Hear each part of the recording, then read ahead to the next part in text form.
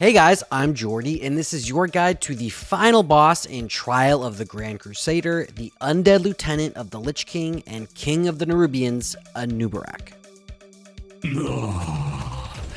Our guests have arrived, just as the Master promised. Now, Anub'Arak is a 3-phase fight, and I'd argue is definitely the most challenging fight in togc. Upon the Twin Valkyr's death, Arthas shows up and talks some shit before plunging Frostmourne into the arena floor and dropping the raid deep beneath the surface to Anub'Arak's cavern below. Now for raid composition on this fight, we're going to flex up to 3 tanks. I know you've only needed at most 2 tanks for raids up to this point, so let's hope a Fury Warrior or a Frost DK you brought along is willing to be the bigger man and throw some beef gear on.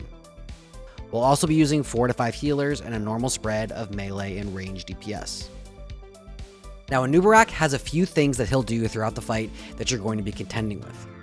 For the first and third phase, Anub'Arak fights the raid as normal, meleeing the tank and doing most of his abilities. In phase 2, which occurs 1 minute and 20 seconds into the fight, he'll submerge and chase a random raid member around the room, speeding up over time unless he's dealt with. We'll get into that later. First, regardless of phase, he'll put a frost dot called Penetrating Cold on 5 random members of your raid. This is 6,000 frost damage every 3 seconds for 18 seconds, ticking a total of 6 times. In phase 1 and 2, this is super easy to heal through, but in phase 3, which we'll get to later, things will get more complicated, so remember this one. Now, Anub'Arak himself doesn't do all that much, except one thing. He'll cast an ability called Freezing Slash. This does damage to their current target and freezes them for 3 seconds. This can get kind of annoying, so be careful if you have to move him. While he's up top, he'll also summon waves of adds called Nerubian Burrowers every 45 seconds. These do a couple things. First, they will occasionally try to cast Submerge. This will cause them to submerge and disappear for a while before re-emerging later on. You don't want this, so you'll be tanking them on top of patches of frost. More on that in a second. They'll also cast Shadow Strike. This is an 8-second cast that they'll do every so often that will cause them to shadow step behind a random target and deal 40,000 shadow damage to them. This is interruptible, and it's absolutely critical that you get every single one that they cast. Next, they'll apply a debuff to their current target called Expose Weakness. This stacks and increases the physical damage that the target takes by 25% up to 9 times or 225%. There's nothing you can do here, it just means that they're going to hit you hard. Finally, and most importantly, they have an aura called Spider Frenzy.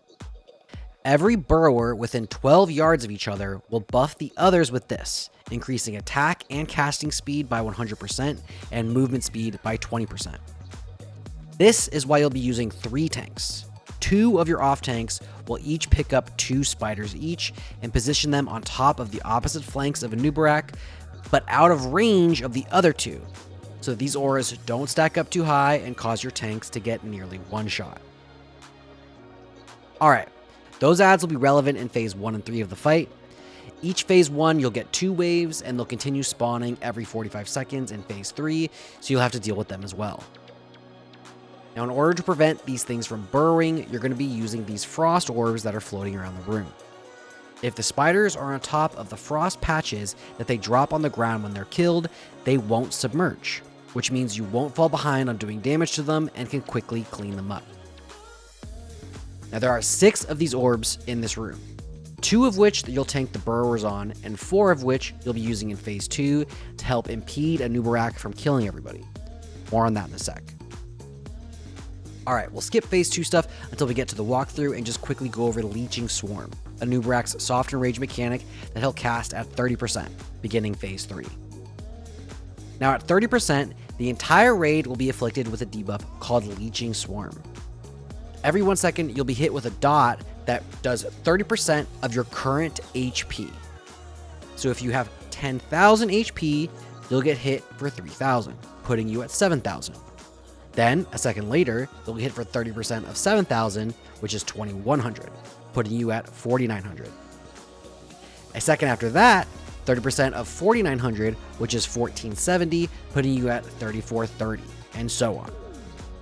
The minimum amount of HP that can be leeched is 250. So if you find yourself at 250 HP, you need a heal or you will die. Now this also heals Anub'Arak for the amount of HP that he leeches. So the lower HP you are, the lower the dot ticks for, and the less HP Anub'Arak himself is healing. So you're incentivized to keep the raid as low as possible without anybody dying. Now that's not exactly simple, but it's very doable. We'll discuss that in a second. Alright, that was a lot of info to throw at you. Let's get into the walkthrough on how you'll be handling this guy. Okay, on pull, your tank should run in and tank Anub'Arak where he's standing, facing him away from the raid. His aggro range is pretty small, so don't be afraid to run up there. Once he's in position, you'll assign 2 DKs and 2 ranged DPS classes to each grip 1 Frost Orb, one from the left and one from the right, to the ground on the opposite flanks of Anub'Arak's back legs, and then kill those orbs. They need to be killed in this specific orientation so that the burrower tanks can keep them spread out far enough from each other, while also close enough that you can cleave all of them down adequately. You'll get the hang of it, just try to emulate what you're seeing here. Okay, so the Frost Orbs are down. Here comes the first wave of ads. Now they spawn in pairs behind the raid, and each tank should taunt and begin threading them as best they can on their assigned side of the room, and then quickly work to get them on top of the frost patches on the ground. Hunters should be assigned to help out here with misdirects. It's critical that they're tanked on these or they will submerge, and you'll find that they re-emerge when the next wave is there, giving you big issues.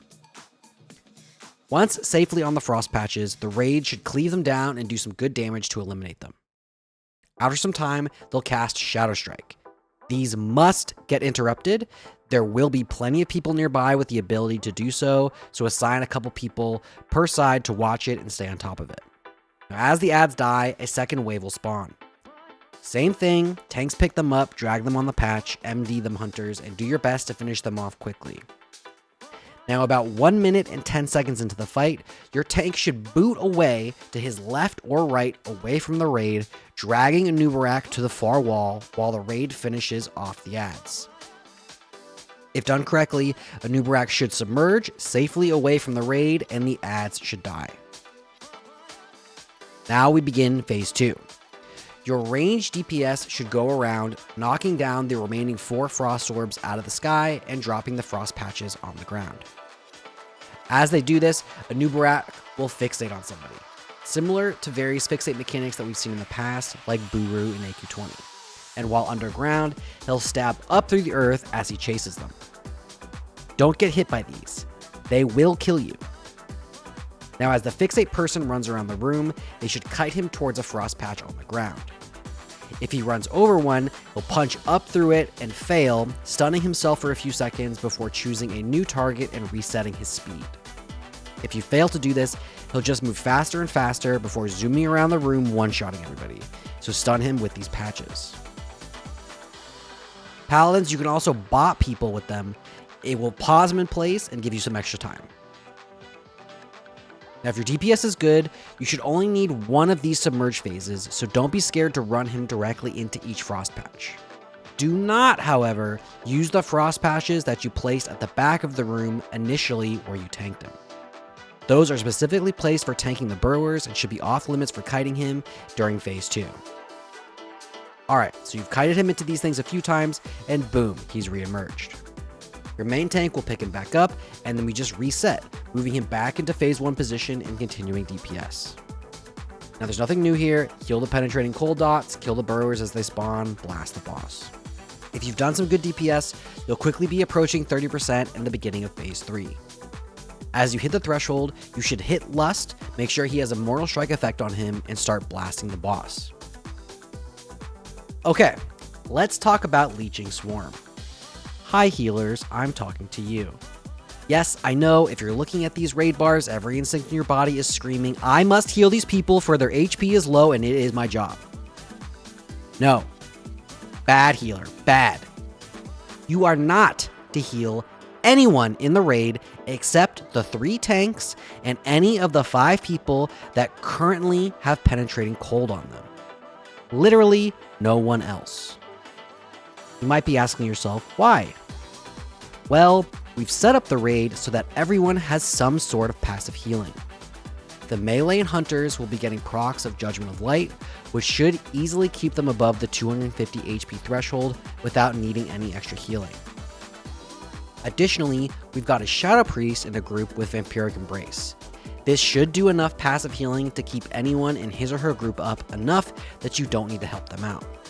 And finally, a couple Shamans with healing streams out in their groups should do enough to comfortably keep their groups up through the Leeching Swarm. Now, there are a lot of ways to do this. The meta will likely change. You can utilize Glyphed Holy Light splashing, lots of different little ways to organize your groups and healers here. But this group comp will work. If you want to discuss this more, hit me up in my Discord or whenever I'm streaming and we can discuss. What this does mean though, is that anyone that gets the Penetrating Cold debuff will be taking 6,000 frost damage after 3 seconds, which should be more than enough to one-shot them from their currently low HP threshold.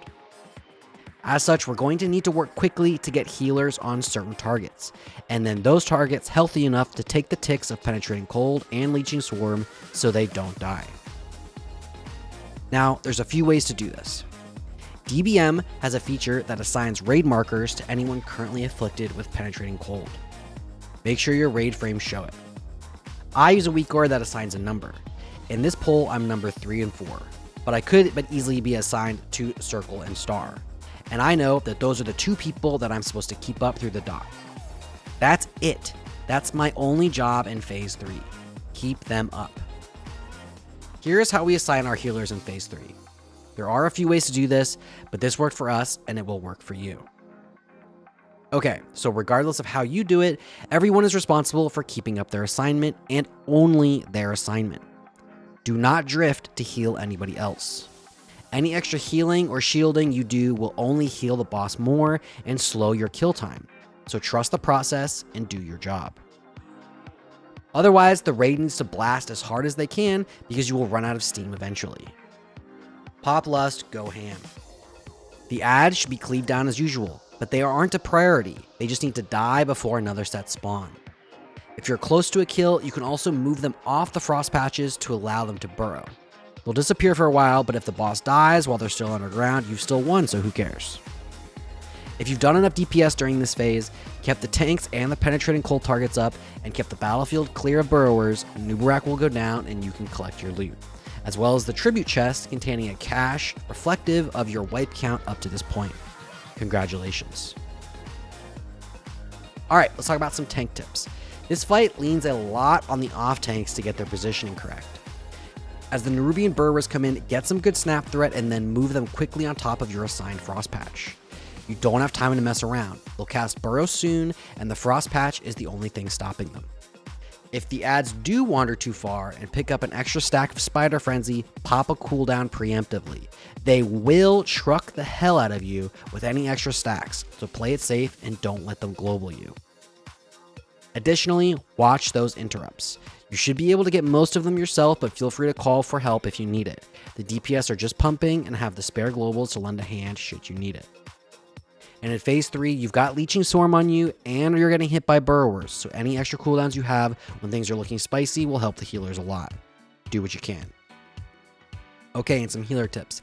This is a very weird fight, but you've got to untrain yourself from just spamming the raid. It is wrong.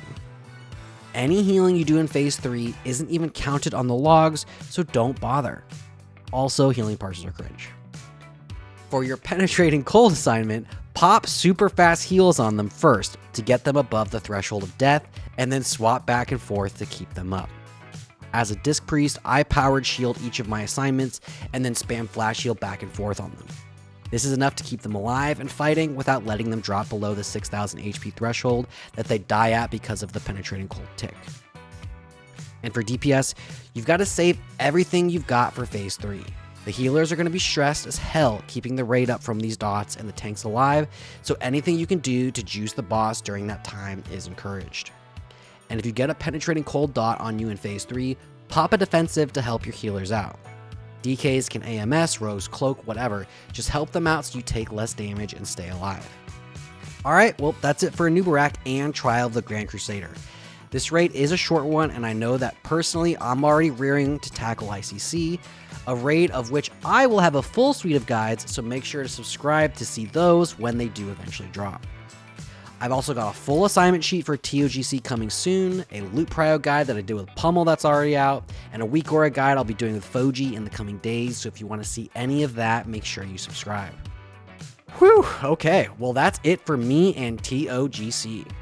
Good luck on the wipe list or death list if you want to see that Crusader's white horse, and I'll see you all out there. Slap the shit out of the ball.